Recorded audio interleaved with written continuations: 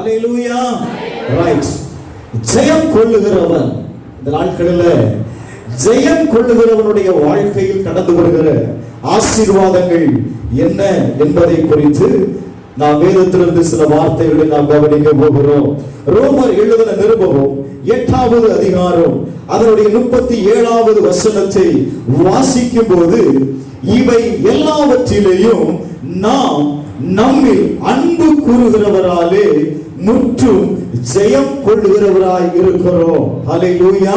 வேதம் சொல்லுகிறது, இவை எல்லாவற்றிலேயும் நாம் யாராய் இருக்கிறோம்? ஜெயம் பெற்றுக் கொள்ளுகிறவர்களாய், ஜெயம் கொள்ளுகிறவர்களாய் இருக்கிறோம். எவைகளிலிருந்து ஜெயத்தை பெற்றுக் கொள்ளுகிறோம்? வேதவசனம் சொல்லுகிறது 36வது வசனம், உபத்திரவம், வியாகுலம், துன்பம், பசி, நிர்வாணம், நாசமோசமோ பட்டயமோ எதா இருந்தாலும் சரி, இவைகளில் நாம் என்ன செய்யக்கூடியவர்களாய் இருக்கிறோம்? ஜெயம் கொள்ளக்கூடியவர்களாய் இருக்கிறோம். உங்க வாழ்க்கையில் இருக்கிற உபத்திரவமாய் இருந்தாலும் சரி, உங்க வாழ்க்கையில் இருக்கிற வியாகுலமாய் இருந்தாலும் சரி, கவலையாய் இருந்தாலும் சரி, அடுத்த வார்த்தை சொல்லுகிறது பட்டயமாய் இருந்தாலும் சரி, சத்துருடைய போராட்டங்களாய் இருந்தாலும் சரி, நீங்கள் யாராய் இருக்கிறீர்கள்? ஜெயம் கொள்ளுகிறவர்களாய் இருக்கிறீர்கள். ஹல்லேலூயா. ஹல்லேலூயா. 1 கொரிந்தியர் 15வது அதிகாரம் 57வது வசனத்தை நீங்கள் வாசிப்பீர்களே ஆனால், நம்முடைய கர்த்தராகிய இயேசு கிறிஸ்துவினாலே நமக்கு ஜெயம் கொடுக்கிற தேவனுக்கு ஸ்தோத்திரம் என்று எழுதப்பட்டிருக்கிறது. யாரால் நமக்கு விடுதலை வருகிறது? வேதம் சொல்லுகிறது, நம்முடைய கர்த்தராய் இருக்கிற இயேசு கிறிஸ்துவினாலே நமக்கு என்னதை கொடுக்கிறார்? ஜெயத்தை கொடுக்கிறார். அல்லேலூயா. அல்லேலூயா. எல்லாவற்றிலும் இருந்து ஆண்டவர் நமக்கு ஜெயமுள்ள வாழ்க்கையை கொடுத்திருக்கிறார். யோவான் எழுதின சுவிசேஷம் 16வது அதிகாரம் 33வது வசனத்தை வாசிக்கும் போது, உலகத்தில் உங்களுக்கு உபத்திரவம் உண்டு, ஆனாலும் நீங்கள் என்ன செய்யுங்கள்?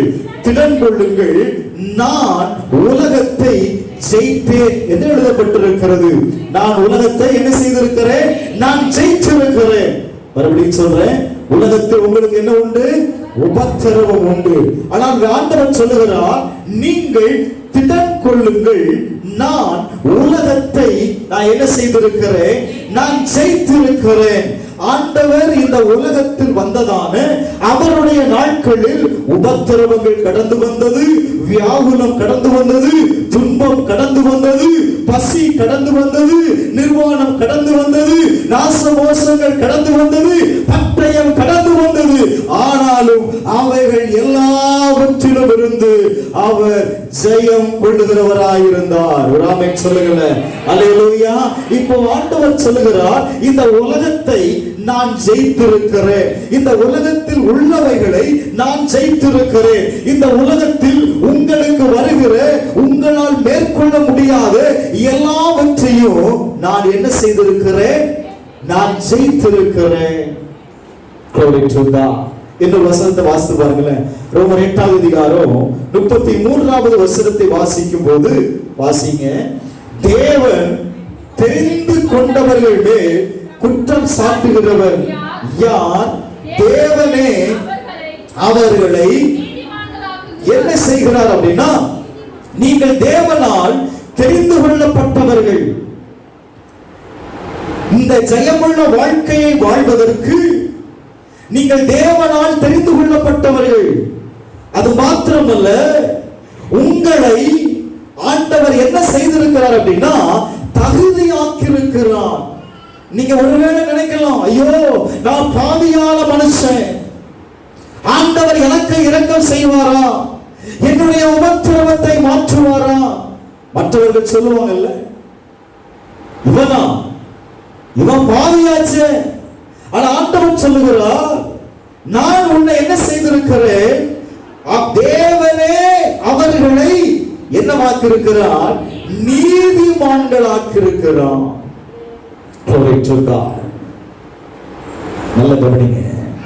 அப்போஸ்தலனாகிய பவுல் சொல்லும்போது, அப்போஸ்தலர் நடபடிகள் 20வது அதிகாரம் அதனுடைய 24வது வசனத்தை நீங்கள் வாசிப்பீர்களானால், கட்டுகளும் உபத்திரவங்களும் எனக்கு வைத்திருக்கிறது என்று பரிசுத்த ஆவியானவர் பட்டணந்தோறும் தெரிவிக்கிறது மாத்திரம் நான் என்ன செய்கிறேன், நான் அறிந்திருக்கிறேன்.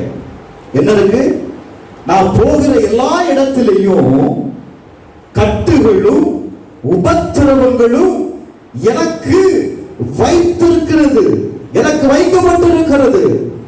இதை யார் அறிவிக்கிறார் அப்படின்னா பரிசுத்த ஆவியானவர் அறிவிக்கிறார். அந்த இடத்துல உனக்கு கஷ்டம் இருக்கும்பா, அந்த இடத்துல உனக்கு உபத்திரவம் இருக்கும். ஆனாலும் நீ என்ன செய்யாத, அந்த உபத்திரவத்தை பார்த்து நீ என்ன செய்யாத, நீ பயப்படாத. நீங்க அடுத்த வசனத்தை வாசித்தீங்கன்னா, ஆகிலும் அவைகளில் ஒன்றையும் குறித்து நான் என்ன செய்யல சொல்லுங்க. ஆண்டு அங்க என்ன இருக்குன்னு சொல்றாரு, உனக்கு உபத்திரவம் இருக்கு, உனக்கு அந்த இடத்துல பிரச்சனை இருக்கு. ஆனா அதை கேட்ட பவுல் என்ன செய்யல அப்படின்னா, அதை குறித்து அவன் என்ன செய்யல, கவலைப்படலையா. வேதம் சொல்லுகிறது, என் பிராணனையும் நான் அருமையாக என்ன, என் ஓட்டத்தை சந்தோஷத்தோட நான் என்ன செய்ய முடிக்கவும், இயேசு கிறிஸ்துவிடத்திலிருந்து பெற்ற ஊழியத்தை நான் நிறைவேற்றவும் நான் விரும்புகிறேன் என்று சொல்லுகிறார். என் உபத்திரவத்தை நான் பார்க்கல, எனக்கு கடந்து வரப்போகிற சூழ்நிலைகளை நான் பார்க்கல. அதை நான் பார்த்தேன் அப்படின்னா நான் எதை நிறைவேற்ற முடியாது, என் ஓட்டத்தை, என் வாழ்க்கைய நான் சந்தோஷமாய் வாழ முடியாது. எனக்கு கொடுத்திருக்கிறதான ஊழியத்தை என்னால நிறைவேற்ற முடியாது. அதனால நான் உபத்திரவத்தை பார்க்கல, எனக்கு வந்த கஷ்டங்களை நான் பார்க்கல. நான் எதை மாத்திரம் நான் செய்யும்படி நான் தீர்மானம் பண்ணினேன் அப்படின்னா, என் வாழ்க்கையில மகிழ்ச்சியாக இருப்பதற்கு நான் என்ன செய்யணும். இன்னொரு வசனத்தை நீங்க வாசித்தீங்கன்னா 2 தீமோத்தேயு 4வது அதிகாரம் 7வது வசனத்தை வாசித்தீங்கன்னா, நல்ல போராட்டத்தை போராடினே, ஓட்டத்தை முடித்தேன்னு சொல்றாரு. நல்ல போராட்டத்தை நான் என்ன செய்தேன், போராடினேன், ஓட்டத்தை முடித்து விசுவாசத்தை நான் காத்து கொண்டேன். என் வாழ்க்கையில் வந்ததான எல்லா போராட்டத்தையும் என்னால் என்ன செய்ய முடிந்தது அப்படின்னா, என்னால் ஜெயிக்க முடிந்தது. Glory to God. என்னால் என்ன செய்ய முடிந்தது, என்னால் ஜெயிக்க முடிந்தது. 8வது வசனத்தை வாசித்து பாருங்க. 8வது வசனம், இது முதல், நல்ல கவனிங்க, இது முதல் நீதியின் கிரீடம் எனக்காக வைக்கப்பட்டிருக்கிறது. ஹல்லேலூயா, ஹல்லேலூயா. அவன் எதை அறிந்து கொண்டான், நான் என்னுடைய வாழ்க்கையில வந்ததான எதையும் குறித்து கவலைப்படாம எனக்காக நியமிக்கப்பட்டிருக்கிற அந்த ஓட்டத்தை நான் ஓடி முடித்திருக்கிறேன். அதனால எனக்கு ஒரு நீதியின் கிரீடம் வைக்கப்பட்டிருக்கிறது. அவர் சொல்றாரு, அப்பா எனக்காக மாத்திரம் அந்த கிரீடம் வைக்கப்பட்டிருக்கல. அடுத்த வார்த்தை,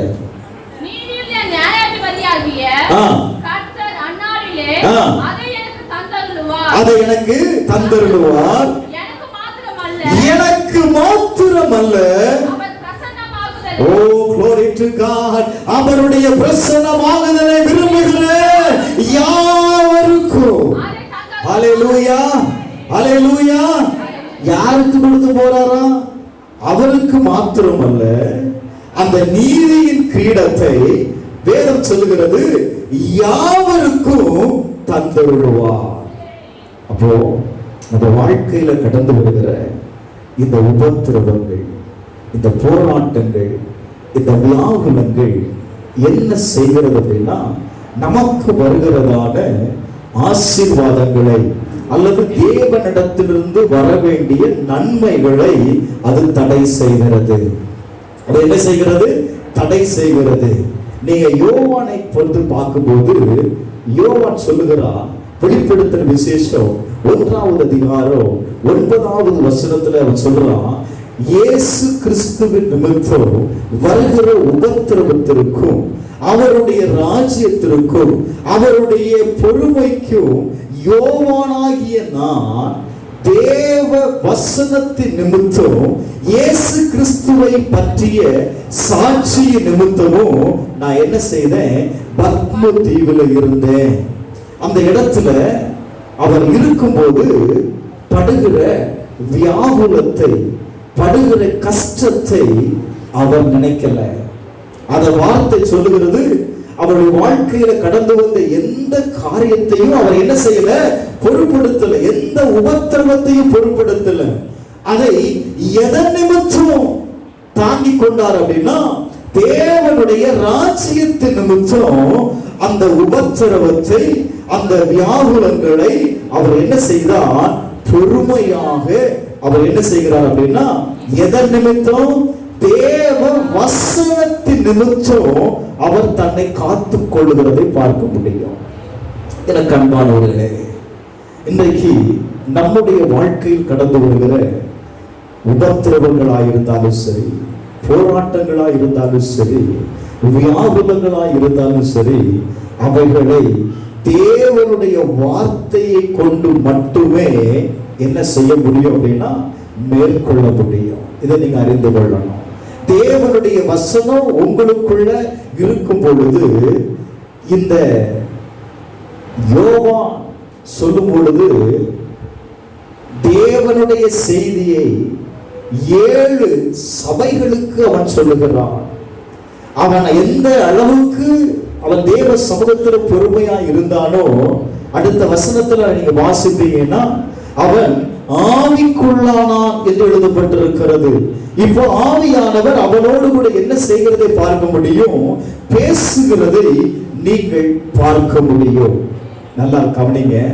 நான் மறுபடியும் சொல்றேன், நாம் இந்த உலகத்தில் உபத்திரவம் உண்டு, போராட்டங்கள் உண்டு, வியாகுலங்கள் உண்டு, சஞ்சலங்கள் உண்டு.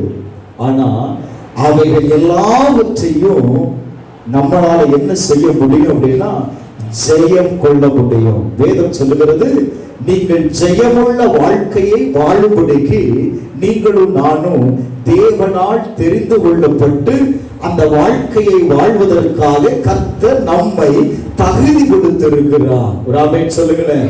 அல்லேலூயா, அல்லேலூயா. நீங்க வெளிப்படுத்தின விசேஷம் 21வது அதிகாரம் 7வது வசனத்தை வாசிக்கும் போது, ஜெயம் கொள்ளுகிறவன் எல்லாவற்றையும் சுதந்தரித்துக் கொள்ளுவானா? யாரு சுதந்தரித்துக் கொள்ளுவான்? சத்தமா சொல்லுங்க. யாரு ஜெயம் கொள்ளுகிறவன்? போராட்டத்தில் இருக்கிறவனை குறித்து நான் பேசல, உபத்திரவத்தில் இருக்கிறவனை குறித்து நான் பேசல. வேதம் சொல்லுகிறது, நீங்கள் உபத்திரவத்தில் இருக்கலாம், போராட்டத்தில் இருக்கலாம், வியாகுலத்தில் இருக்கலாம், ஆனால் அவைகள் எல்லாவற்றிலும் இருந்து உங்களில் அன்பு கூறுகிற இயேசு கிறிஸ்துவினாலே அவைகளை உங்களால் என்ன செய்ய முடியும்? ஜெயிக்க முடியும். வேதம் சொல்லுகிறது, ஜெயம் கொள்ளுகிறவன் எல்லாவற்றையும் என்ன செய்வானா? சொல்லுங்க. எல்லாவற்றையும் சுதந்தரித்துக் கொள்ளுவான். வேதம் சொல்லுகிறது, நான் அவன் தேவனாயிருப்பேன். நான் யாராயிருப்பேன்? யாருடைய தேவனாயிருப்பேன்? ஜெயம் கொள்ளுகிறவனுடைய தேவனாயிருப்பேன். அவன் என் குமாரனாய் இருக்கிறார். அல்லேலூயா, அல்லேலூயா. 1 யோவான் 3வது அதிகாரம் 1வது வசனத்தில் வாசிக்கும் போது, நமக்கு பாராட்டின அன்பு எவ்வளவு பெரிதா இருக்கிறது என்று பாருங்கள் என்று எழுதப்பட்டிருக்கிறது. நம்ம மேல தேவன் பாராட்டின அன்பு எவ்வளவு பெரியதா இருக்கிறது. இந்த உலகத்தில் உள்ள எல்லா போராட்டங்களையும் ஜெயித்து நீங்களும் நானும் ஒரு ஜெயமுள்ள வாழ்க்கையை வாழ்வதற்கு நம்மை தெரிந்து கொண்டு நம்மை தகுதி கொடுத்து இருக்கிறார். ஆனா நம்ம என்ன செய்கிறோம்? ஒவ்வொரு நாளும் நம்முடைய வாழ்க்கையில் கடந்து வருகிற எல்லா சேலஞ்சஸையும் நம்ம சந்திக்க வேண்டியது இருக்கிறது. வேதமும் அதுதான் சொல்லுகிறது. அவைகள் உன்னை என்ன செய்யாதுப்பா?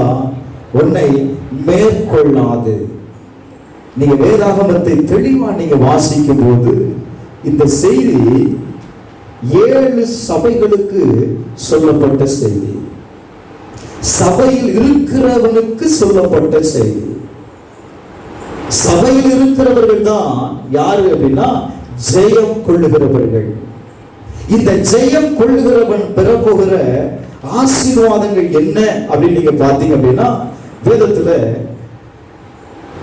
முதல்ல நீங்க பாருங்க, வெளிப்படுத்தின விசேஷம் 2வது அதிகாரம் அதனுடைய 7வது வசனத்தை நீங்கள் வாசித்து பார்க்கலாம். வெளிப்படுத்தின விசேஷம் 2வது அதிகாரம் 7வது வசனம். ஆவியானவர் சபைக்கு சொல்லுகிறதை காதுள்ளவன் கேட்க கடவன். ஆவியானவர் யாருக்கு சொல்லுகிறாரு? எல்லாம் சேர்ந்து சொல்லலாமே. சபைக்கு சொல்லுகிறார். ஜெயம் கொள்ளுகிறவன் எவனோ அவனுக்கு தேவனுடைய பரதேசியின் மத்தியில் இருக்கிற ஜீவ விருட்சத்தின் கனியை புசிக்க கொடுப்பேன். ஆமென் சொல்லுங்க. அல்லேலூயா. வேதம் சொல்லுதுங்க, ஜெயம் கொள்ளுகிறவன் எவனோ அவனுக்கு நான் என்ன கொடுக்கிறேன்? தேவன் சொல்லுகிறவா, தேவனுடைய பரதேசி மத்தியில் இருக்கிற ஜீவ விருட்சத்தின் கனியை நான் புசிக்க கொடுக்கிறேன். யாருக்கு? தேவனால் தெரிந்து கொள்ளப்பட்டவனுக்கு, தேவனுடைய அன்பை அறிந்தவனுக்கு. அவனால மட்டும்தான் ஜெயம் கொள்ள முடியும். தேவனுடைய அன்பை அறிந்தவனால் மட்டும்தான் எதை பெற்றுக் கொள்ள முடியும்? ஜெயத்தை பெற்றுக் கொள்ள முடியும். வேதம் சொல்லுகிறது, நான் அவனுக்கு எதை கொடுக்கிறேன்? ஜீவ விருட்சத்தின் கனியை நான் புசிக்க கொடுக்கிறேன். 2வது வெளிப்படுத்தின விசேஷம் 2வது அதிகாரம் 11வது வசனத்தை வாசிக்கும் போது அங்கே எழுதப்பட்டிருக்கிறது, ஆவியானவர் சபைக்கு சொல்லுகிறதை காதுள்ளவன் கேட்க கடவன். ஜெயம் கொள்ளுகிறவன் 2ஆம் மரணத்தினால் என்ன செய்வதில்லை? சேதப்படுவது இல்லை. ஹல்லேலூயா, ஹல்லேலூயா. இந்த உலகம் உபத்திரவத்திற்கு வைக்கப்பட்டிருக்கிறது. உபத்திரவத்தின் நாள் வரப்போகிறது. ஆனால் தேவனால் தெரிந்து கொள்ளப்பட்டவன், தன்னுடைய வாழ்க்கையை ஜெயமாக்கி கொள்ளுகிறவன் 2ஆம் மரணத்தில் அவன் என்ன செய்வதில்லை? சேதம் அடைவது இல்லை. ஆமென் சொல்லுங்களேன். அல்லேலூயா, அல்லேலூயா. 3வது வெளிப்படுத்தின விசேஷம் 2வது அதிகாரம் 17வது வசனத்தை வாசிக்கும் போது, ஆவியானவர் சபைக்கு சொல்லுகிறதை காதுள்ளவன் கேட்க கடவன். ஜெயம் கொள்ளுகிறவனுக்கு, யாருக்குமா? சத்தமா சொல்லாம. ஜெயம் கொள்ளுகிறவனுக்கு நான் மறைவான மன்னாவை புசிக்க கொடுப்பேன். ஒரு ஆமென் சொல்லுங்களேன். அல்லேலூயா, அல்லேலூயா. நான் எதை கொடுப்பேன்? மறைவான மன்னாவை நான் புசிக்க கொடுப்பேன். தேவனால் தெரிந்து கொள்ளப்பட்ட இஸ்ரவேல் ஜனங்கள் தேவனுடைய மன்னாவினால் அவர் என்ன செய்யப்பட்டார்கள்? போஷிக்கப்பட்டார்கள். ஆமென் சொல்லலாம. அல்லேலூயா. அப்ப இதெல்லாம் யாருடைய வாழ்க்கையில சார் நடக்கும் அப்படின்னா, ஜெயம் கொள்ளுகிறவனுடைய வாழ்க்கையில தான் நடக்கும்.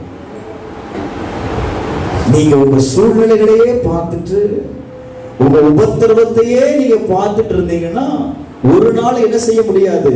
ஜெயம் கொள்ள முடியாது.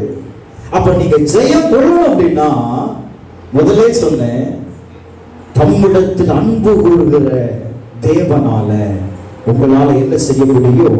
ஜெயம் கொள்ள முடியும். காரணம், நம்முடைய வாழ்க்கையில் வருகிற எல்லா போராட்டங்களையும் அவர் ஏற்கனவே என்ன செய்திருக்கிறார்? அவர் அடைந்திருக்கிறார். அந்த பிரச்சனைகளுக்கு ஒரு முற்றுப்புள்ளி வைத்திருக்கிறார். அந்த போராட்டத்திற்கு ஒரு முற்றுப்புள்ளி வைத்திருக்கிறார். 4வது வெளிப்படுத்தின விசேஷம் 2வது அதிகாரம் 26வது வசனத்தை வாசிக்கும் பொழுது, அங்கே ஜெயம் கொள்ளுகிறவன் என்ன செய்யப்படுகிறான் அப்படின்னா, ஜெயம் கொண்டு முடியும் என் கிரியை கை கொள்ளுகிறவன் எவனோ அவனுக்கு நான் என் பிதாவினிடத்தில் அதிகாரம் பெற்றது போல அவன் எதை பெற்றுக் கொள்ளுகிறான்? பிதாவினிடத்திலிருந்து அதிகாரத்தை பெற்றுக் கொள்ளுகிறான். ஒரு ஆமென் சொல்லுங்களேன். அல்லேலூயா, அல்லேலூயா. யாரிடத்திலிருந்து அதிகாரத்தை பெற்றுக் கொள்ளுகிறான்? பிதாவினிடத்திலிருந்து அதிகாரத்தை பெற்றுக் கொள்ளுகிறான். எப்படிப்பட்ட அதிகாரத்தை பெற்றுக் கொள்ளுகிறான்? என்னை விசுவாசிக்கிறவர்களால் நடக்கும் அடையாளங்கள் யாவன. என்னால ஒண்ணுமே நடக்க மாட்டேங்குது அப்படின்னா நடக்காது. ஏன் நடக்கல? நான் யாரா இல்ல, நான் ஜெயம் கொள்ளுகிறவனா இல்ல, என்னுடைய வாழ்க்கை தேவனை நம்பி இல்ல. வேதம் சொல்லுகிறது, பிதாவின் அதிகாரத்தை நீங்கள் பெற்றிருக்கிறீர்கள். இந்த பூமியில நீங்கள் எவைகளை கட்டுகிறீர்களோ அவைகள் பரலோகத்தில் கட்டப்படும். நீங்கள் பரலோகத்தில் கட்டவிழ்ப்பது எதுவோ அவைகள் என்ன செய்யப்படும்? இந்த பூலோகத்திலேயும் கட்டவிழ்க்கப்படும். வேதம் சொல்கிறது, பரலோக ராஜ்யத்தினுடைய திறவுகோலை நான் உனக்கு கொடுத்திருக்கிறேன் என்று ஆண்டவர் சொல்லுகிறார். சாவியும் வச்சிட்டு சிலவங்களுக்கு சாவி இருந்தாலும் என்ன செய்ய தெரியுமா? பூட்டை திறக்க தெரியாது. திறந்து பார்ப்பாங்க, என்ன செய்ய முடியாது? திறக்க முடியாது. என்ன காரணம்? என்னைக்காவது ஒரு நாள் வந்து திறந்து பார்த்தா அப்படிதான் இருக்கும் இல்ல? வேதம் சொல்லுகிறது, அவனுக்கு பிதாவினுடைய அதிகாரத்தை நான் என்ன செய்திருக்கிறேன்? நான் கொடுத்திருக்கிறேன். அந்த வார்த்தையை நீங்க கவனிச்சு பார்த்தீங்கன்னா, பிதா இயேசு கிறிஸ்துவுக்கு அதிகாரத்தை கொடுத்தார். எல்லாரும் கேட்டாங்கல்ல, நீ எந்த அதிகாரத்தில் இவைகளை செய்கிறீர்? இந்த அற்புதத்தை நீ எந்த அதிகாரத்தில் நீங்க செய்கிறீர்? உனக்கு இப்படிப்பட்ட அதிகாரத்தை கொடுத்தது யார்? கேட்டாங்களா இல்லையா? என்ன சொன்னார்? பிதா எனக்கு அதிகாரத்தை கொடுத்திருக்கிறார். அப்போ பிதா இயேசு கிறிஸ்துவுக்கு அதிகாரத்தை கொடுத்திருந்தா, அந்த கிறிஸ்துவினால தெரிந்து கொள்ளப்பட்டிருக்கிற அவருடைய பிள்ளைகளாய் இருக்கிற நமக்கு அந்த அதிகாரம் இருக்கா இல்லையா? கொஞ்சம் யோசித்து பாருங்க. இப்ப சிஎம் இருக்கிறாரு, இப்ப அவருடைய பையன் இருக்கிறார். அவருக்கு உண்டான எல்லா அதிகாரமும் யாராலையும் பயன்படுத்த முடியும்? அவனுடைய பிள்ளையாலையும் பயன்படுத்த முடியும். பிதா இயேசுவுடைய அதிகாரத்தை பயன்படுத்தினார். நீங்கள் நானும் கிறிஸ்து இயேசுவின் நிமித்தம் யாரா இருக்கிறோம்? அவருடைய குமாரராய் இருக்கிறோம், அவருடைய பிள்ளைகளாய் இருக்கிறோம்.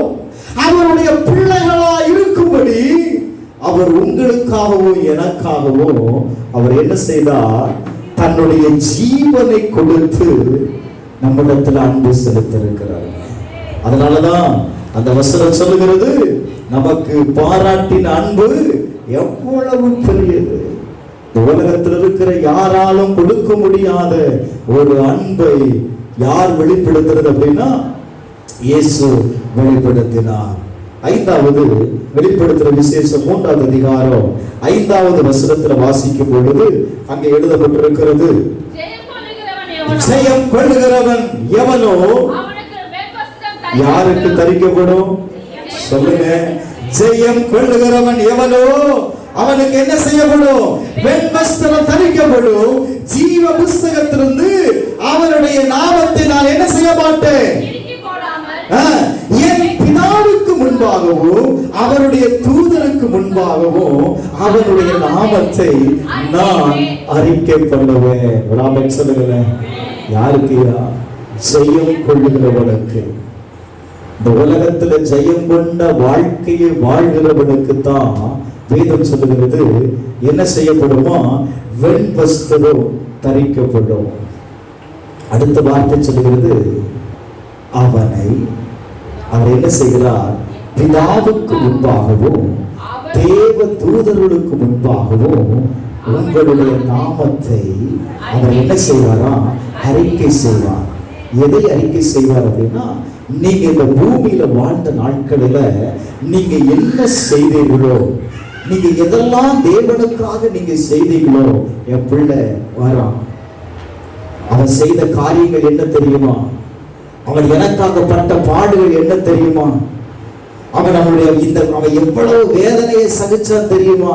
ஆனாலும் என்னை விட்டு என்ன செய்யல, அவன் பின்வாங்கல. யாரு? ஜெயம் கொள்ளுகிறவனை குறித்து தான் வேதம் பேசுகிறது. அவனை குறித்து தான் இயேசு என்ன செய்கிறார்? என் பிதா முன்பாகவும் அவருடைய தூதர் முன்பாகவும் நான் என்ன செய்வேன்? அவர்களை அறிக்கை பண்ணுவேன். நீங்க செய்கிற ஒவ்வொரு கிரியைகளுக்கு அங்க என்ன செய்யப்படும் அப்படின்னா, தேவனால் நீங்கள் பாராட்டப்படுவீர்கள். ஆமென் சொல்லுங்களேன். ஹல்லேலூயா, ஹல்லேலூயா. உபத்திரவத்தையே பார்த்துட்டு, பிரச்சனையவே பார்த்துட்டு, வியாகுலத்தையே பார்த்துட்டு அங்க போய் நிக்கிறதுனால எந்த பிரயோஜனமும் இல்லை. எவ்வளவு வாழ்க்கையை உங்களுக்கு கொடுத்து, அந்த வாழ்க்கையையும் உங்க கையில கொடுத்து, நீங்க வாழ தெரியாதவர்களாய் நீங்க இருந்தீங்க அப்படின்னா, நாம் யாரா இருப்போம்? பரிதபிக்கப்பட்டவர்களாய் இருப்போம். ஆறாவது, வெளிப்படுத்தின விசேஷம் 3வது அதிகாரம் 12வது வசனத்தை வாசிக்கும் போது, ஜெயம் கொள்ளுகிறவன் எவனோ அவனை என் தேவனுடைய ஆலயத்தில் என்ன ஆக்குவேன்? நான் தூணாக்குவேன். யாருங்க? ஜெயம் கொள்ளுகிறவனை. வேதம் சொல்லுகிறது, என்னுடைய தேவனுடைய ஆலயத்தில் நான் என்ன செய்வேன்? அவனை தூணாக்குவேன். சங்கீதம் 92வது அதிகாரம் 13வது வசனத்தை வாசிப்பீர்களேயானால், கர்த்தருடைய ஆலயத்தில் நாட்டப்பட்டவர்கள் எங்கள் தேவனுடைய பிரகாரங்களை என்ன செய்வார்கள்? செவித்திருப்பார்கள். அப்ப தேவனுடைய ஆலயத்திற்கு வருகிற நாம், தேவனுடைய ஆலயத்தில் நாம் தூணாய் இருக்கும் போது என்ன நடக்குது அப்படின்னா, அவருடைய பிரகாரத்துல நீங்க எதை பார்க்க முடியும்? செழிப்பை பார்க்க முடியும். ஏன் நம்மளால ஆசீர்வாதத்தை பார்க்க முடியல? ஆலயத்துக்கு வருகிறோம், ஜெபிக்கிறோம், எல்லாம் செய்யறோம், ரைட்.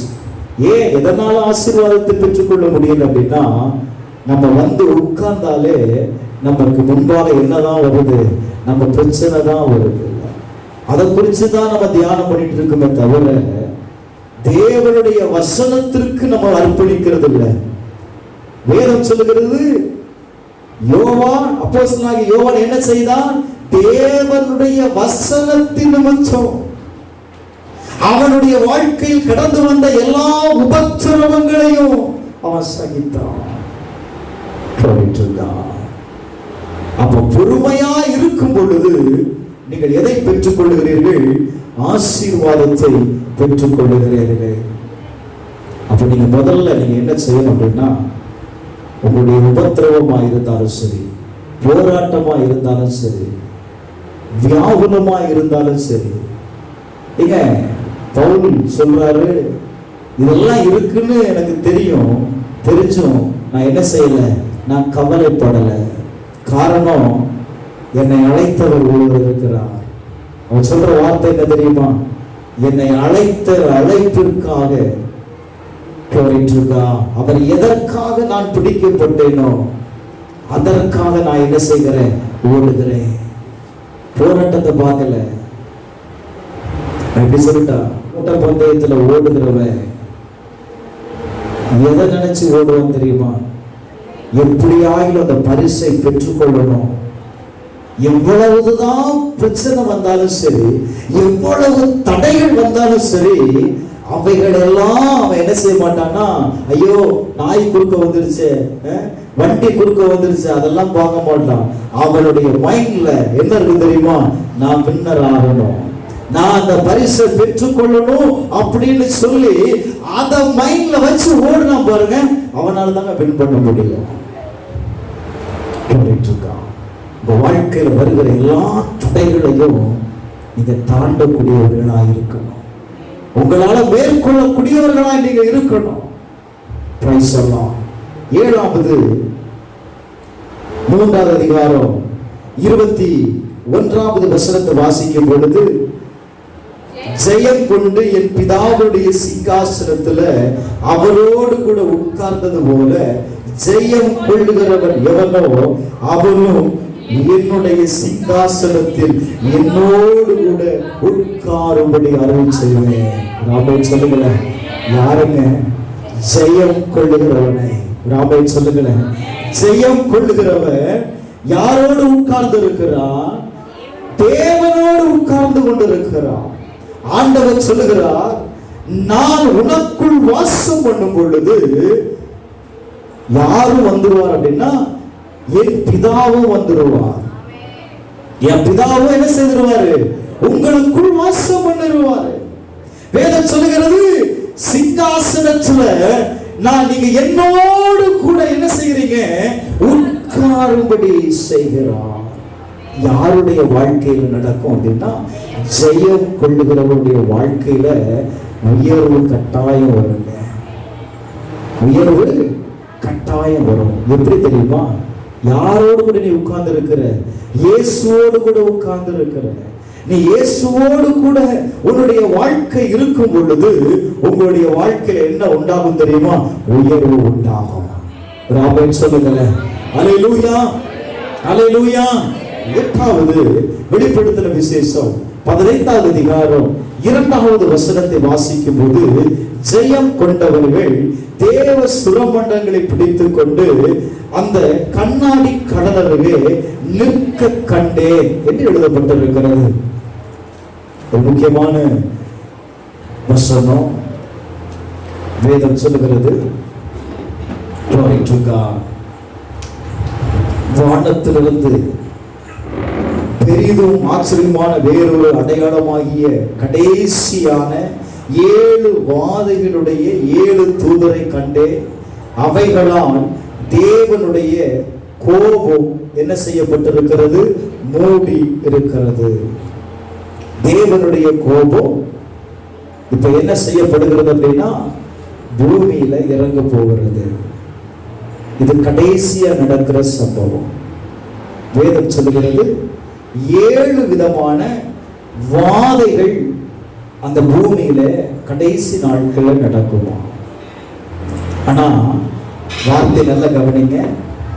அக்கினி கலந்த கண்ணாடி கடல் போன்ற ஒரு கடலை மிருகத்திற்கும் அதன் சொருபத்திற்கும் அதன் முத்திரைக்கும் அதன் நாமத்தின் இரக்கத்திற்கும் உள்ளாகாமல் ஜெயம் கொண்டவர்கள்.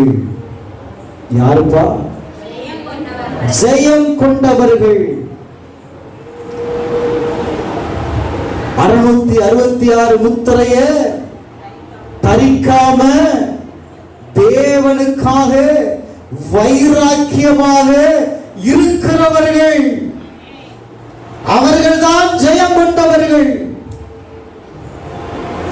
வேதம் சொல்லுகிறது, தேவ சுரமண்டலங்களை பிடித்துக் கொண்டு அந்த கண்ணாடி கடலருகே நான் நிற்கிறதை கண்டேன். அவர்கள் எல்லாரும் அந்த வாதைக்கு உட்படலங்க. என்ன செய்யப்பட்டார்கள் தெரியுமா? தேவனுடைய சமூகத்தில் அவர்கள் நின்றார்கள். என கேட்கிற அருமையான தேவனுடைய சபை, செய்ய கொள்ளுகிறவனுடைய வாழ்க்கையில எந்த காரியத்தை குறித்தோ, அவனுடைய வருங்காலமாய் இருந்தாலும் சரி, நிகழ்காலமாய் இருந்தாலும் சரி, அவன் கவலைப்பட வேண்டிய அவசியம் இல்லை. காரணம், நம்முடைய வாழ்க்கையில் வருகிற எல்லா காலங்களுக்கும் நம்முடைய ஆண்டவராய் இருக்கிற இயேசு கிறிஸ்து அவர் நமக்கு ஜெயத்தை கொடுத்திருக்கிறார். ஜெயத்தை கொடுத்திருக்கிறார். கடைசியை நீங்க வாசித்தீங்க அப்படின்னா, வெளிப்படுத்தல் 20வது அதிகாரம் 4வது வசனத்தை வாசிக்கும் போது, அவர்கள் கிறிஸ்துவோடு கூட என்ன செய்வார்களா? 1000 வருடம் அரசாளுவார்கள் என்று எழுதப்பட்டிருக்கிறது. யாரு அரசாளுவோம்? உபத்திரவத்தை நினைச்சுக்கிட்டே இருக்கிறவன் இல்ல, வியாகுலத்தை நினைச்சுக்கிட்டே இருக்கிறவன் இல்ல, போராட்டத்தை நினைச்சுக்கிட்டே இருக்கிறவன் இல்ல. எல்லா வாழ்க்கையிலையும் ஜெயம் கொண்டவன் என்ன செய்யப்படுகிறான் அப்படின்னா, என்ன செய்கிறான்? 1000 வருட அரசாட்சி. வாசிங்க இந்த வசனத்தை. அன்றியும் நான் சிங்காசனங்களை கண்டேன்,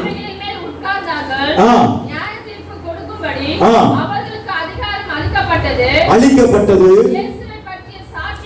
சாட்சி நிமித்தமும் தேவனுடைய வசனத்தின் நிமித்தமும் சிறைசேதம் பண்ணப்பட்டவனுடைய ஆத்துமாக்களையும் மிருகத்தையாவது அதன் சொர்க்கத்தையாவது வணங்காமலும் தங்கள் நெற்றியிலும் தங்கள் கையிலும் அதன் முத்திரையை தரித்துக் கொள்ளாமல் இருந்தவர்களை கண்டே அவர்கள் உயிர்த்து கிறிஸ்துவோடு கூட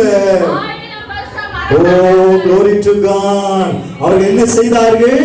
1000 வருடம் அரசாண்டார்கள். நல்ல கவனிங்க, அப்படி வாழ்க்கையில ஆரம்பத்திலிருந்து முடிவு வரையிலையும் ஜெயம் கொள்கிறவருடைய வாழ்க்கை தான் ஜெயமாய் இருக்குங்க. அதுதான் வேதம் சொல்லுவது. வெளிப்படுத்தல் 21:7 ஜெயம் கொள்ளுகிறவன் எல்லாவற்றையும் என்ன செய்வானாம்? சுதந்திரித்துக் கொள்ளுவான். என்ன காரணம்?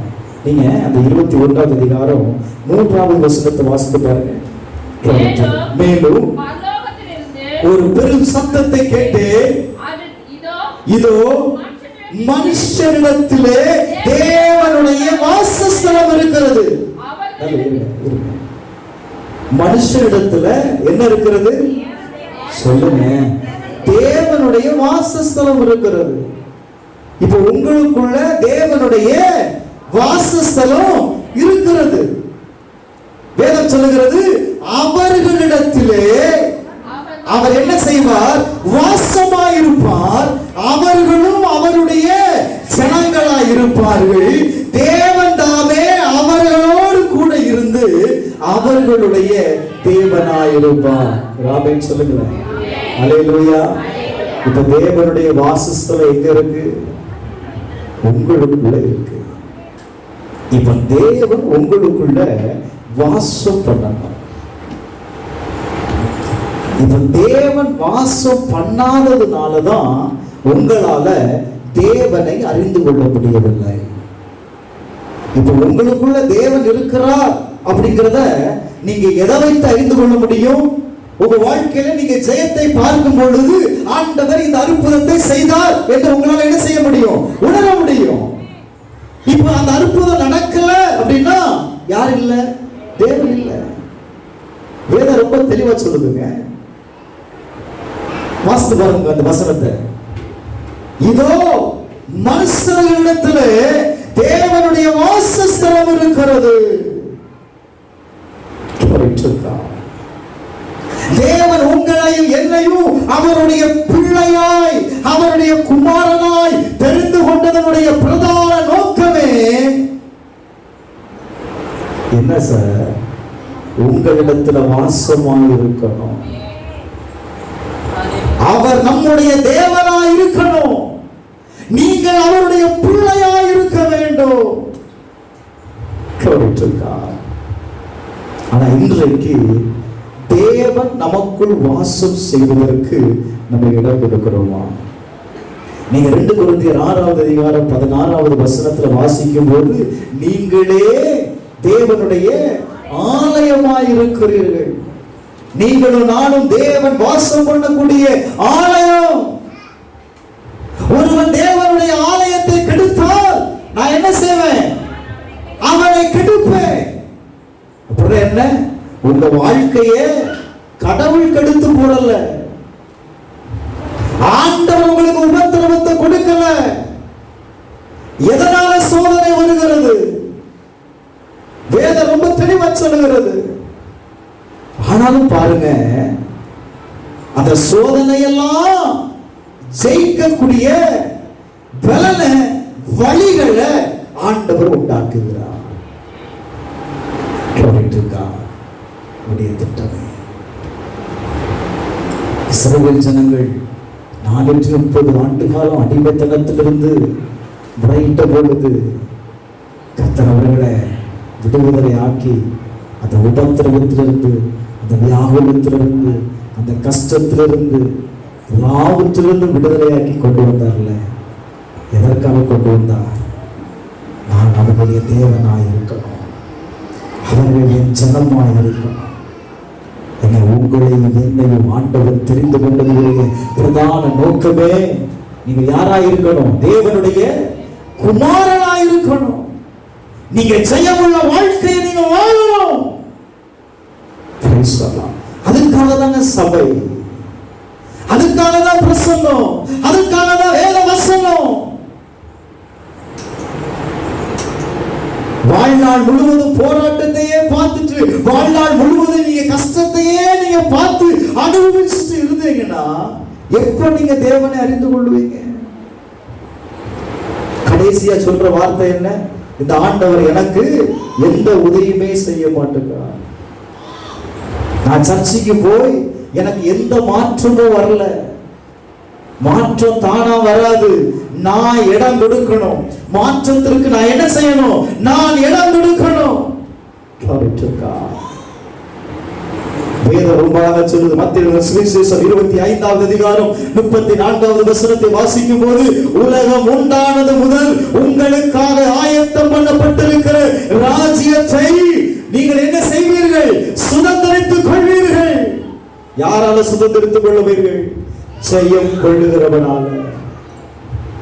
இந்த உலகம் உண்டானது முதற்கொண்டு உங்களுக்காக கர்த்தர் ஆயத்தம் பண்ணப்பட்டிருக்கிற எதை பெற்றுக் கொள்வீர்கள்? ராஜ்யத்தை சுதந்திரித்துக் கொள்வீர்கள். இன்னைக்கு நம்ம எதை பார்க்கிறோம் அப்படின்னா, உலகத்தை பார்க்கிறோம். நீங்க உலகத்திலிருந்து நீங்க மீட்கப்பட்டிருக்கிறீங்க அப்படிங்கிறத பார்க்கறது இல்ல. வேதம் சொல்லுகிறது, உங்களை கர்த்தர் என்ன செய்திருக்கிறார்? இந்த உலகத்திலிருந்து மீட்டெடுத்து அவருடைய அன்பின் ராஜ்யத்திற்கு உங்களை தெரிந்தெடுத்திருக்கிறார். உங்களை இன்னொரு ராஜ்யத்திற்கு உட்படுத்திருக்கிறார். இந்த உலகத்தில் உங்களுக்கு உபத்திரவம் உண்டு, ஆனா தேவனுடைய ராஜ்யத்திலிருந்து என்னால் எதை பெற்றுக் கொள்ள முடியும்? அந்த உபத்திரவத்தை மேற்கொள்வதற்கு வேண்டிய பலனை உங்களால பெற்றுக் கொள்ள முடியும். வேதம் சொல்லுகிறது, ராஜ்யத்தின் சுதந்திரத்தை நீங்க பெற்றுக் கொள்வீங்க. தேவனுடைய ராஜ்யத்தை நீங்க சுதந்திரித்துக் கொள்ளுங்க. இதை விட வேற என்னங்க வேணும்? ஆண்டவர் சொல்றாரு, நீ முதலாவது எதை தேடு? தேவனுடைய ராஜ்யத்தை தேடு. இவைகளெல்லாம் உனக்கு என்ன செய்யப்படும்? நீ தேடுகிற எல்லாவற்றையும் ஆண்டவர் உனக்கு கூட கொடுப்பார். தேவனுடைய ராஜ்யத்தை தேடுங்க. நான் மறுபடியும் சொல்றேன், உங்க வாழ்க்கையில நீங்க ஏன் இன்னும் அடுத்த நிலைக்கு கடந்து வர முடியல அப்படின்னா, உங்க வாழ்க்கையில் இருக்கிற உபத்திரவம், வியாகுலங்கள், போராட்டங்கள், கஷ்டங்கள், சூழ்நிலைகள் என்ன செய்கிறது அப்படின்னா அடுத்த நிலையை யோசிக்க விட மாட்டேங்குது. நான் சொல்றேன், அதெல்லாம் பார்த்து அப்படின்னா ஒரு நாள் உங்களால் என்ன செய்ய முடியாது? தாண்டவே முடியாது. நல்ல போராட்டத்தை நான் போராடினேன். வாழ்க்கையில வருகிற போராட்டத்தை ஜெயிக்கணும் அப்படின்னா உனக்கு முன்பாக வைக்கப்பட்டிருக்கிற அழைப்பை பாருங்க. கர்த்தர் உங்களை தரித்திரனால் வாழ்வதற்கு, இந்த உபத்திரவத்திலே வாழ்ந்து உங்க காலத்தை முடித்துக் கொள்வதற்காக நீங்க வாழல. ஜெயம் கொள்ளுடைய வாழ்க்கையில நிகழ்காலத்திலேயும் வருங்காலத்திலேயும் நடக்கக்கூடிய காரியங்களை நான் உங்களோடு கூட பேசியிருக்கிறேன். எபிரேயர் நிருபம் 11வது அதிகாரம் 16வது வசனத்தை நீங்கள் வாசித்து பார்ப்பீர்களே. ஆனால் 16வது வசனம், தாங்கள் விட்டு வந்த தேசத்தை நினைத்தார்களே, ஆனால் அதற்கு திரும்பி போவதற்கு அவர்களுக்கு சபயம் கிடைத்திருக்குமே, அதை அல்ல, ஆகிலும் அதிலும் மேன்மையான பரம தேசத்தையே விரும்பினார்கள். ஆகையால் தேவன் அவருடைய தேவன் என்னப்பட்ட வெட்கப்படுகிறது இல்லை, அவர்களுக்கு ஒரு நகரத்தை ஆயத்தம் பண்ணினாரே. ஹல்லேலூயா, ஹல்லேலூயா. அவர்கள் எதை விரும்பினார்கள்? மேன்மையான பரம தேசத்தை விரும்பினார்கள். அந்த வார்த்தையில பார்த்தீங்களா? தேவன் எண்ணப்பட்டவர்கள், தேவனை அடைந்தவர்கள், தேவனை அறிந்தவர்கள் என்ன செய்வதில்லை? வெட்கப்படுவதில்லை. கர்த்தர் அவர்களுக்காக ஒரு நகரத்தை, ஒரு இடத்தை அவர் ஆயத்தம் பண்ணி கொண்டே இருக்கிறார். ராமன் சொல்லுங்களேன், ஏன் சிலரால இப்படிப்பட்ட ஆசீர்வாதத்தை பெற்றுக்கொள்ள முடியல?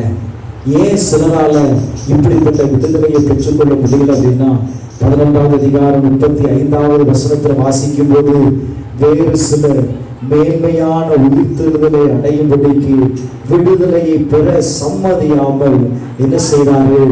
வாதிக்கப்பட்டார்கள். என்ன செய்யப்பட்டார்கள்? வாதிக்கப்பட்டார்கள். எதனால வாதிக்கப்பட்டாங்க? விடுதலையை பெற்றுக் கொள்வதற்கு, தேவனை நம்புவதற்கு அவங்களுக்கு என்ன இல்லை? இடம் இல்லை. வேதம் ரொம்ப அழகா சொல்லுது, அவர்கள் விடுதலை பெற சம்மதிக்கவில்லை. விடுதலை பெற சம்மதிக்கவில்லை. அதனால வாதிக்கப்படுகிறார்கள். நான் தீர்க்கமா சொல்றேன், கர்த்தர் உங்கள் ஒவ்வொருவரையும் விடுவித்திருக்கிறார். ஒரு விடுதலையான வாழ்க்கையை கொடுத்திருக்கிறார். ஒரு ஜெயமுள்ள வாழ்க்கையை கொடுத்திருக்கிறார். அந்த வாழ்க்கையை வாழ விடக்கூடாதபடிக்கு ஏதோ ஒரு காரியம் உங்க வாழ்க்கையில தடையா இருக்கிறது. எல்லாரும் எழுந்து நிற்போம். அது கர்த்தருக்கு முன்பாக உங்களுக்கு தெரியும். எந்த பிரச்சனை உங்களுக்கு முன்பாக தடையா இருக்கிறதுன்னு உங்களுக்கு தெரியும். எந்த பிரச்சனை உங்களுக்கு முன்பாய் தடையா இருக்கிறதுன்னு உங்களுக்கு தெரியும். இன்னைக்கு ஒப்பு கொடுங்க, ஆண்டவர்கிட்ட ஒப்பு கொடுங்க. ஆண்டவர் சொல்லுகிறார், glory to God, உங்களால மேற்கொள்ள முடியும், உங்களால மேற்கொள்ள முடியும். ஹல்லேலூயா, உங்களால மேற்கொள்ள முடியும். நாம் நம்மில் அன்பு கூறுகிறவராலே நாம் முற்றிலும் ஜெயம் கொள்ளுகிறவர்களாய் இருக்கிறோம். எனக்கு அன்பான தேவ சபையே, எனக்கு அன்பான தேவ சபையே, நம்மில் அன்பு கூறுகிற கிறிஸ்துவினாலே உங்களையும் என்னையும் அவர் நேசித்ததனாலதான், உங்களையும் என்னையும் தேங்க்யூ லார்ட், அவர் நேசித்ததனாலதாங்க பிதாவாய் இருக்கிற தேவன் குமாரனாய் இருக்கிற கிறிஸ்து இயேசுவை இந்த உலகத்தில் அனுப்பி ஹல்லேலூயா உங்களுக்காகவும் எனக்காகவும் தன்னுடைய ஜீவனை என்று பார்க்காதபடி ஹல்லேலூயா அவருடைய ஜீவனை கொடுத்து இந்த உலகத்தில் இருந்து தேங்க்யூ லார்ட் எல்லா பாடுகளையும் சகித்து எல்லா வியாகுலங்களையும் சகித்து இவ்வளவு பெரிதான விடுதலையை, இவ்வளவு பெரிதான ரட்சிப்பை ஆண்டவர் உங்களுக்கு உண்டாக்கி கொடுத்திருக்கிறார். அந்த விடுதலையை நீங்கள் பெற்றுக் கொள்வதற்கு, அந்த விடுதலையை நீங்கள் பெற்றுக் கொள்வதற்கு உங்களை தகுதியாக்கி இருக்கிறார். எனக்கு அன்பான தேவ சபையே, என் தேவ சபையே, எது தடையா இருக்கிறது? உனக்கு சில காரியத்தை செய்வதற்கு நீ விருப்பமில்லாதவனாய் இருக்கிறாய். சபைக்கு கடந்து வருவதற்கு விருப்பமில்லாதவனாய் இருக்கிறாய். செபிப்பதற்கு விருப்பமில்லாதவனாய் இருக்கிறாய். தேவனை தேடுவதற்கு நீ விருப்பமில்லாதவனாய் இருக்கிறாய். தேவனுடைய ஊழியத்தை செய்வதற்கு நீ விருப்பமில்லாதவனாய் இருக்கிறாய். நீ விரும்பாதபடியினாலே, நீ விரும்பாதபடியினாலே glory to God, தேவனுடைய வசனத்தை கேட்டோம், அந்த வார்த்தையின்படி நீ செயல்படாததனாலதாயா உபத்திரவம் மாறாமல் இருக்கிறது. வேதம் சொல்லுகிறது, யோவான் எழுதின சுவிசேஷத்தில் வாசிக்கும் போது தேவனிடத்தில் அன்பு கூறுகிறார் என்று சொல்லுகிறவர் என்ன செய்கிறார்? அவருடைய கற்பனைகளை கை கொள்ளுகிறார், அவைகளின்படி நடக்கிறார். வசனத்தை கேட்கிறோம், வசனத்தை கேட்கிறோம், அவைகளின்படி செயல்படுகிறோமா? அவைகளின்படி நடக்கிறோமா? வார்த்தையில சொல்லுகிறோம், நான் தேவனிடத்தில் நேசிக்கிறவர்கள், நான் தேவனிடத்தில் அன்பு செலுத்துகிறேன் சொல்றோம். ஆனா வேதம் சொல்லுகிறது, தேவனிடத்தில் அன்பு செலுத்துகிற எவனோ உடைய கற்பனைகளை கைக்கொள்ள வேண்டும், அதன்படி செயல்படுகிறவனாக இருக்க வேண்டும். ஒப்பு கொடுங்க. எந்த காரியத்தில் நீ விருப்பம் இல்லாம இருக்கிற, உன்னுடைய விடுதலையை பெற்றுக் கொள்வதற்கு எது தடையாயிருக்கிறது? ஒருவேளை உன்னுடைய நிர்விசாரம் தடையாயிருக்கலாம். சில சாக்கு போக்குகளை நீ சொல்லிக் கொண்டிருக்கலாம். கர்த்தர் சொல்லுகிறார், தம்மிடத்தில் அன்பு கூறுகிறவராலே நீங்கள் முற்றிலும் செய்யம் கொள்ளுகிறவர்களாக இருக்கிறீர்கள். உபத்திரவமோ, வியாகுலமோ, துன்பமோ, பசியோ, நிர்வாணமோ, நாசமோசமோ, பட்டயமோ, ஏதுவோ உன்னை அணுகாது. அவைகளை உன்னால மேற்கொள்ள முடியும். உன்னிடத்தில் அன்பு கூறுகிறவரால, உன்னிடத்தில் அன்பு கூறுகிறவரால. கவனித்து பாரியா, கவனித்து பாரு. தேவன் உனக்காக பாராட்டின அன்பை கவனித்து பாரு. கல்வாரி சிலுவையில உனக்காக செய்தவைகளை கவனித்து பாரு.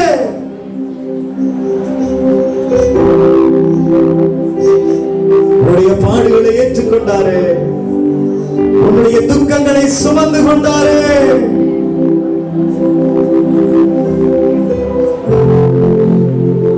கொஞ்சம் யோசித்து பாருங்க. அற்புதம் நடக்குதுங்க. சிலரை கர்த்தர் தொடுகிறதை ஆவியில உணர்கிறேன். எவ்வளவோ போராடி பார்த்துட்டீங்க, எவ்வளவோ ஜெபித்து பார்த்துட்டீங்க.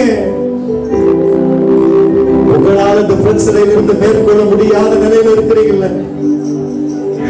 கர்த்தரிடத்தில் ஒப்புக்கொடு. உம்மை நேசிக்கிற ஆண்டவரே என்று சொல்லு. உம்மை நேசிக்கிற ஆண்டவரே என்று சொல்லு. உம்முடைய கற்பனைகளை நான் கை கொள்ளுவேன் சொல்லு. உம்முடைய வசனத்தின்படி நான் நடப்பேன் என்று சொல்லு. சொல்லுங்க. நான் சேலஞ்சா சொல்றேன். இன்னைக்கு உன்னுடைய உபத்திரவத்தை மேற்கொள்வதற்கு வேண்டிய பலனை ஆண்டவர் உனக்கு தருகிறார்.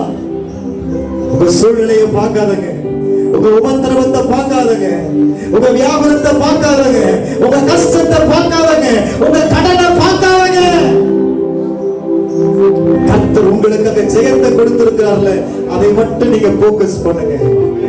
அதை மட்டும் நீங்க போக்கஸ் பண்ணுங்க. அதை மட்டும் நீங்க போக்கஸ் பண்ணுங்க. அப்படியே பாரு, உன் விடுதலையை பாரு, உன் ஜெயத்தை பாரு, உன் சுகத்தை பாரு.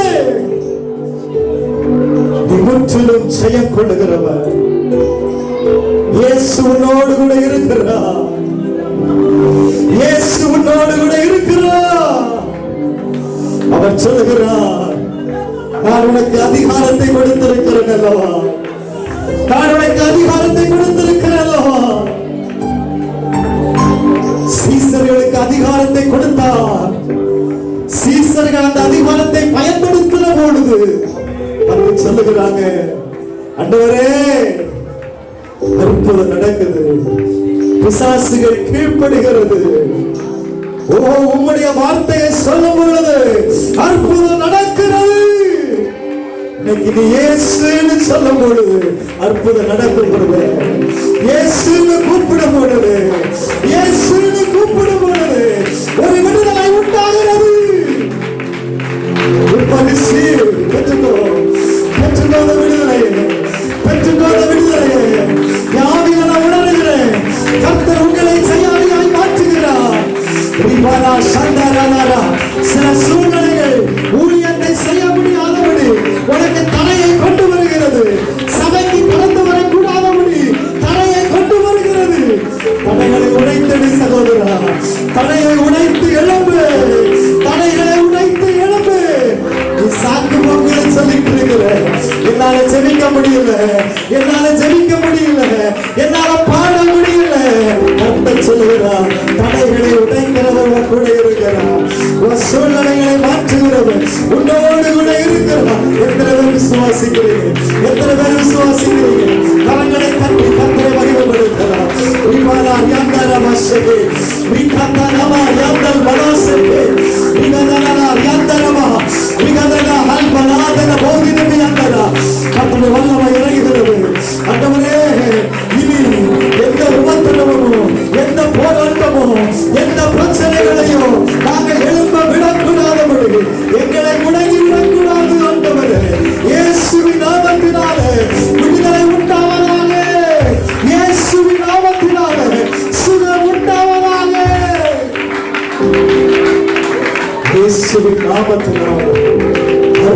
நடப்பதாக. ஆலயத்தில் கடந்து வந்திருக்கிற ஒவ்வொருவருக்காக செபிக்கிறப்பா, அற்புதத்தை பார்க்கட்டும். எங்களிடத்தில் அன்பு கூறுகிற இயேசு கிறிஸ்துவினால செய்யப்பட்ட வாழ்க்கையை வாழ எங்களை மறுபடியும் தகுதியாக்கிறேன். எங்களை மறுபடியும் தகுதியாக்கிறேன். நல்லவர்களாவே உன்னை கருத்தை விட்டு கொடுத்த ஒவ்வொருவரை கவனிச்சிருக்கிறப்பா, இயேசுவின் நாமத்தினால செய்யப்பட்ட வாழ்க்கையை வாழ்வதற்கு எங்களை தகுதிப்படுத்துவதற்காக ஸ்தோத்திரம். கடந்து வந்த ஒவ்வொரு மக்களையும் விடுவிப்பதற்காக ஸ்தோத்திரம். ஆசீர்வதியும், பலப்படுத்தும்.